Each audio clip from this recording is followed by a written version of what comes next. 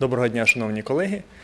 Сьогодні Good afternoon, dear colleagues. Today, with a briefing on the situation in the anti-terrorist operation zone, the spokesperson of the administration of the President of Ukraine on this issue, Colonel Oleksandr Motuzyanyk. The floor is yours. Good afternoon, dear colleagues.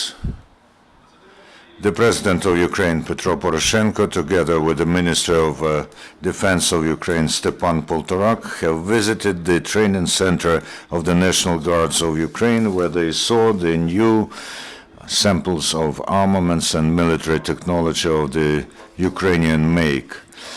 According to the head of state, Ukraine is adhering to the peaceful development of the events, but it has to provide for the highest level of combat capacity of the army. So the President and the Minister for Defense have looked at the APC-ZE-1, 3 is 1, the armored vehicles bars, military cars Humvees, with the combat modules of Ukrainian make, anti-aircraft complexes, drones, grenade launchers, and small firearms. All the armaments are produced in Ukraine. According to Petro Poroshenko, the Ukrainian military and industrial complex is able to significantly increase the capacity of our army. The situation in the zone of the anti-terrorist operation remains tense but controlled. The militants continue to violate the Minsk agreements, and mostly they use small firearms, but at the same time the criminals have more than once launched mortar and grenades fired from mortars and grenade launchers and also from armored vehicles. The biggest activity of the enemy is detected next to Donetsk and in the vicinity of the settlement Sokilniki in Luhansk region. There, the militants have used the banned 120mm mortars. The Ukrainian military continue to strengthen the line of defense and adequately respond to armed provocations. Over the last 24 hours, no Ukrainian military was killed, 2 got wounded. The terrorists continue armed provocations against the peaceful population of Donbass. Yesterday, next to cement-making plant on the outskirts of Donetsk, the terrorists have shelled Donetsk from a mortar. Also, next to Staromykhailivka settlement, the fire in direction of Donetsk was launched by 3 armored personnel carriers and 1 tank of Russian terrorist troops. These provocations of militants are aimed at discrediting the armed forces of Ukraine and to blame them for violating the regime of the silence and firing at peaceful people. The leadership of the so-called LNR continues to forcefully disarm the formations they don't control, including in the first turn the so-called Cossacks. These actions are planned and managed by Russian curators within the policy of bringing the bandit formations into the so-called centralized armed forces of New Novorossiya. At the same time, the Russian side have banned the entering of the territory of the so-called LNR and DNR of the cargo transportation of military designation. They plan to deliver the arms and ammunition with the help of railway. At the same time, the serious problem for the militants is the lack of qualified workforce.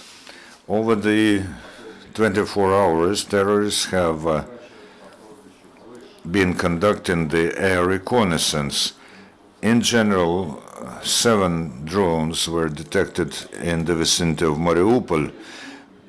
The Security Service of Ukraine continues to detain militants and their betters.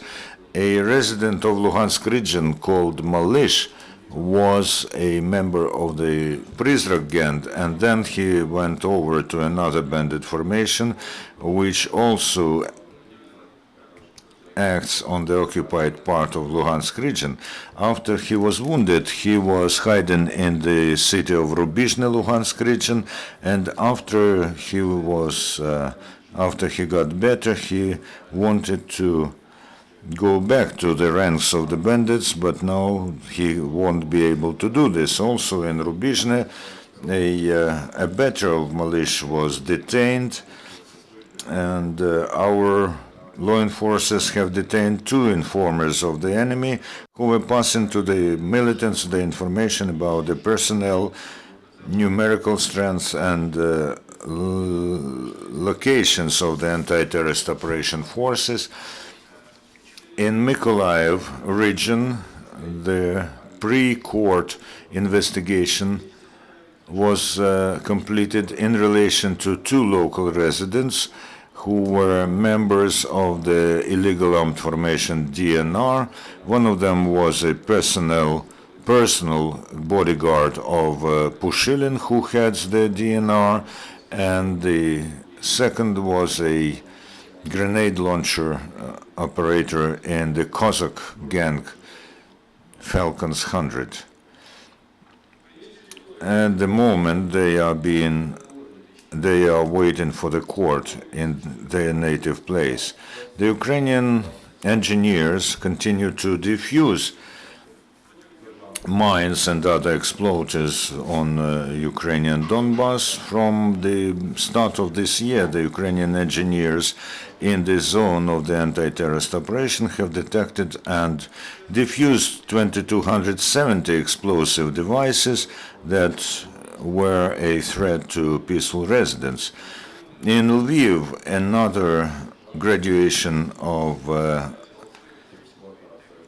students at the courses of the upgrading of qualification of sergeants has happened, and almost 30 sergeants and sergeant majors have got their knowledge at the military college of the Academy of Land Forces. The Ukrainian musicians are raising the spirit in the zone of the anti-terrorist operation.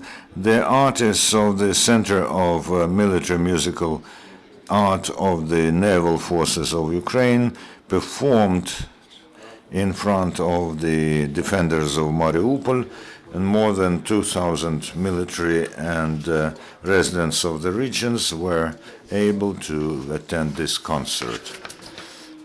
Soon, the issue about peacekeepers in Donbas will be considered. The president of Ukraine, Petro Poroshenko, in the interview to one of the Ukrainian TV channels, said that very soon the meeting of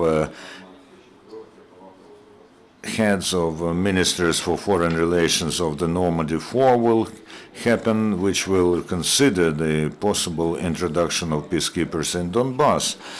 And he said at the same time that peacekeepers are not an alternative to the special monitoring mission of the OSCE. At one of the road checkpoints in the Donetsk region, the peace of Ukraine is being protected by National Guards from Western regions. For many of them, this is 3rd or 4th tour of duty. They have come through Mariupol, Luhansk, Nizhny Debaltseve, and they've been only for a month in these woods. However, they are already making themselves comfortable. First of all, they have erected a shelter against artillery shelling. Then they have built a steam bath and a filled kitchen, and the cook is Sergei, who is from Cherkasy region. He is a volunteer, although his state of health allowed him to abstain from the military service.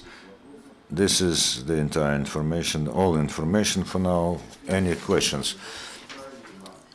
Yaroslav Halas says that next to Shastya, a Ukrainian car exploded on the mine and 4 Ukrainian military died.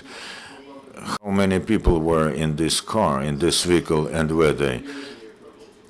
Right at this moment, this information is being checked, and as soon as we get the details, we will pass it on to the media. Any other questions? Then thank you. And the next briefing is tomorrow